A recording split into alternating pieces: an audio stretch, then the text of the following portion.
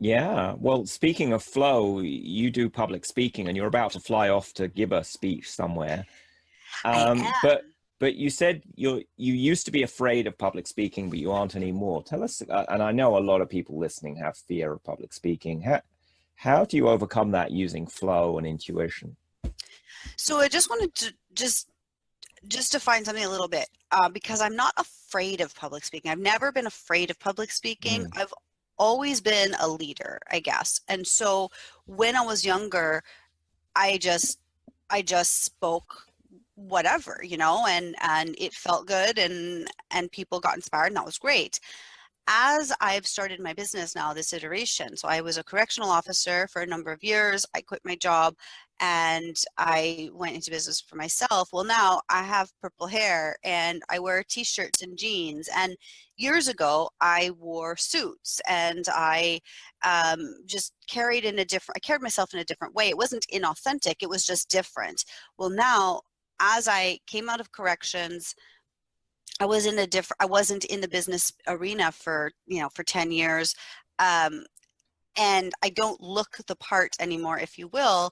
So I had anxiety around, now I'm going, and if I can speak, and people ask me to come speak, and I think, oh well, what do they want? What do they want? Because I don't even know. And so mm, that's where that came from. It was not necessarily fear, but it was like I would find myself feeling really anxious about, am I going to say the right thing? And it was just me forgetting that people are asking me to be a speaker because of who I am, rather than what I can teach them, or, in what format. And so I would spend hours and hours and hours creating PowerPoints and just be completely overwhelmed. And it would just turn me off to speaking. And I would say no. Even webinars, feel mm. so much anxiety around, I have to prepare, and you follow the script.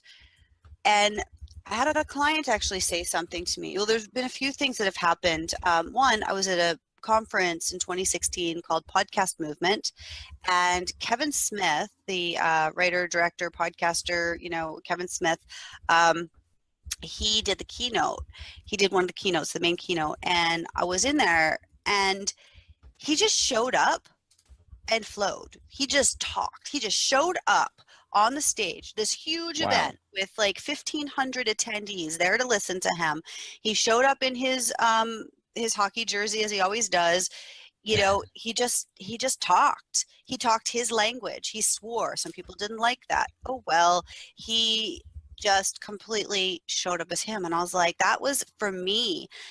Wasn't necessarily what he was saying, it was how he was saying, and that he was saying, that really inspired me. And I went, maybe it doesn't have to be so difficult. Maybe I can just show up and be me.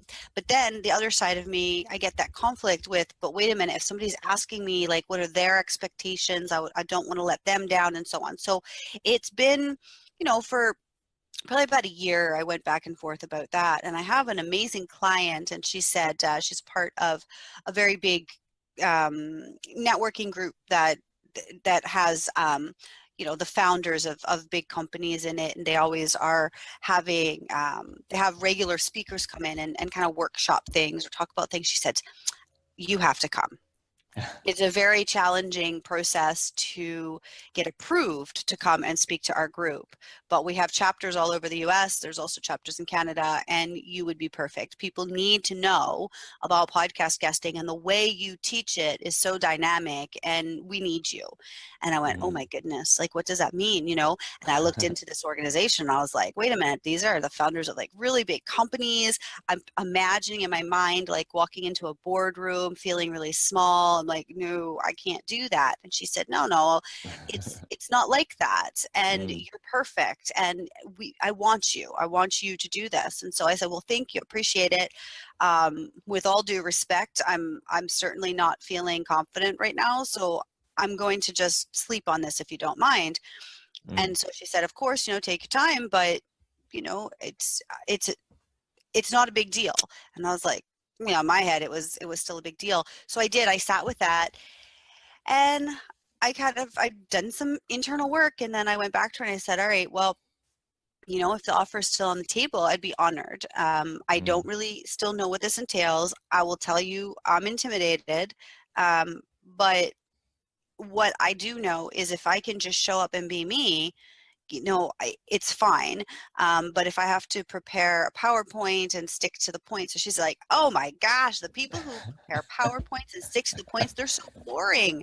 We all own big companies. We show up in jeans and, comfy clothes, and we're just real people. And so we don't want to be talked to like we're in a board meeting. We want that fun energy that you bring.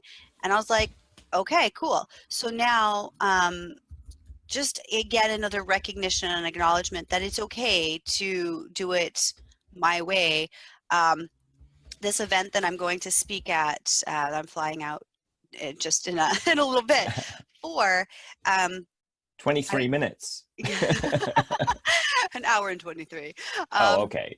You allowed a gap between our interview and flying. That's wise. I figure food and just double checking the cats are good while I go. But I was speaking with the organizer, and I hadn't gotten anything from him, and I said, listen, I need to know what you want